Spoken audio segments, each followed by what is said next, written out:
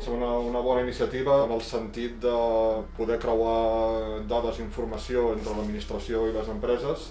Es parla molt de potenciar el territori i que la gent es quedi a la comarca, però és que el primer pas o el pas necessari per poder fer això és que realment hi hagi feina en el territori. Estoy buscando trabajo en el territorio y con suerte he encontrado trabajo en esta empresa. Yo soy aprendiz, no sabía nada de esto y me encontraron aprendido muchas cosas aquí en la empresa, el tema de trabajar. La gente aquí es muy amable, las cosas no son muy fáciles, pero tampoco son difíciles.